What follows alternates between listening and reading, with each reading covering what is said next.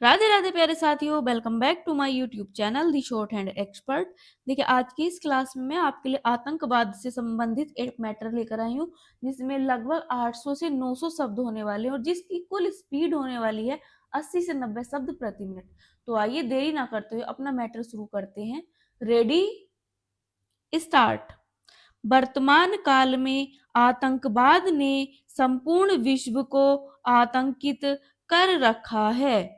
इससे संसार का प्रायः प्रत्येक देश त्रस्त है।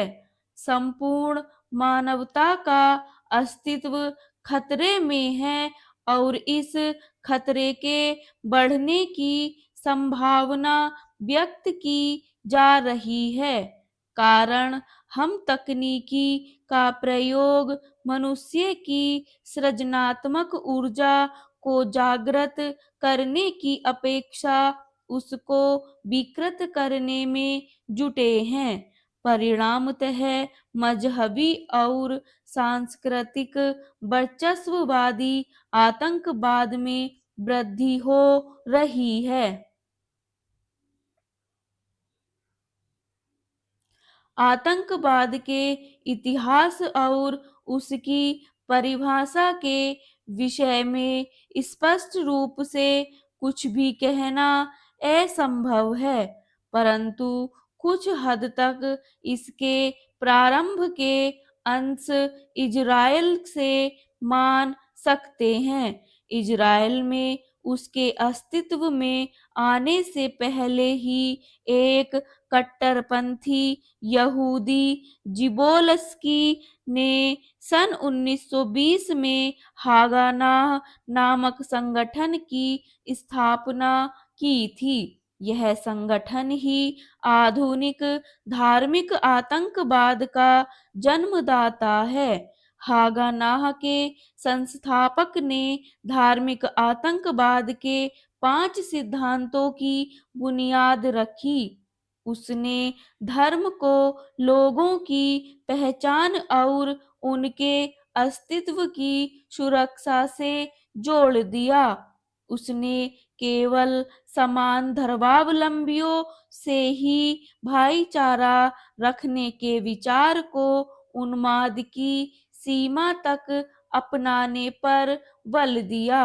उसने यहूदियों में यह विश्वास उत्पन्न किया कि उनका धर्म विश्व का सबसे प्राचीन और गौरवशाली धर्म है और अन्य सब धर्मावलंबी निकृष्ट एवं भ्रष्ट हैं। उसने लोगों को इस हद तक भावुक बनाया कि वे अपने धर्म के लिए कुछ भी करने को तत्पर हो जाएं। उसने यहूदियों में यह भावना भरी कि सारी दुनिया के विभिन्न धर्मावलंबी उनके शत्रु हैं। इन्हीं बातों को अन्य धार्मिक आतंकवादियों ने अपनाया है।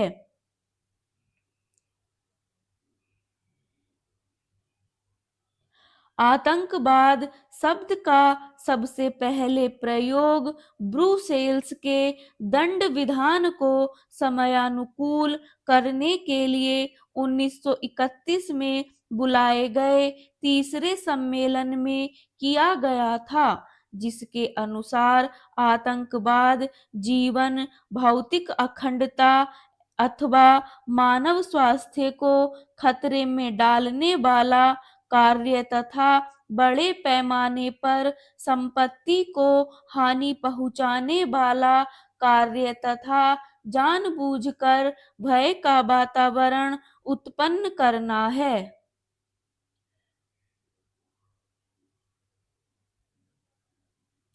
अतः आतंकवाद कोई प्राचीन परंपरावादी विचारधारा नहीं है, अपितु वर्तमान आधुनिक काल में एक अनाधिकृत वाद है, जिसने कतिपय क्षुद्र राजनीतिक स्वार्थों की पूर्ति के लिए हिंसा, तोड़फोड़, विध्वंस और आतंक को साधन के रूप में अपनाया है।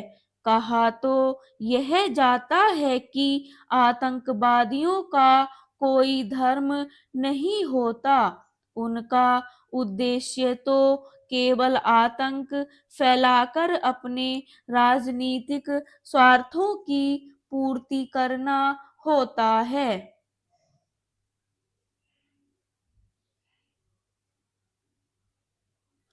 आतंकवाद की उत्पत्ति में राज्य और समाज की बहुत बड़ी भूमिका रही है।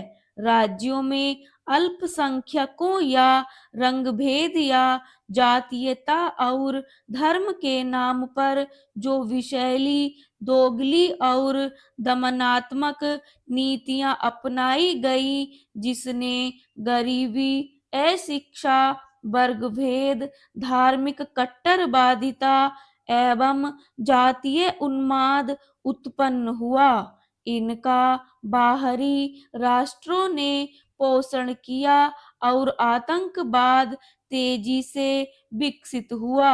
इसके अतिरिक्त कुछ राष्ट्रों के व्यक्तिगत स्वार्थों ने भी आतंकवाद को शह दी।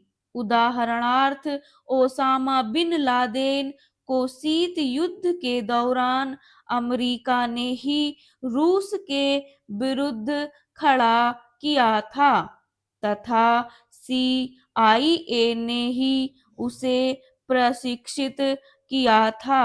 आज वह और उसका संगठन तालिबान विश्व भर में आतंकवाद का पर्याय बन गया है।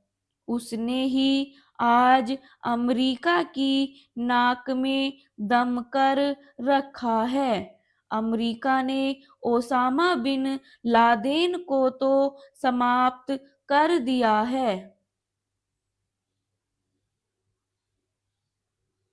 आतंकवाद ने आज अनेक परिष्कृत साधनों का उपयोग किया है, जिसमें भौतिक, रासायनिक, नाभिकीय, जैविक, मानव बम आदि प्रमुख हैं। अत्याधुनिक हथियारों द्वारा ये अपने अनुयायियों को बड़े पैमाने पर प्रशिक्षण देते हैं। उनका अपने साहित्य के द्वारा ब्रेन वॉश करते हैं। उनमें आंख मीचकर अपने कुकृत्यों को अंजाम देने का उन्माद पैदा करते हैं। मानव बम व जैविक हथियार उनकी अत्याधुनिक परिकल्पना है।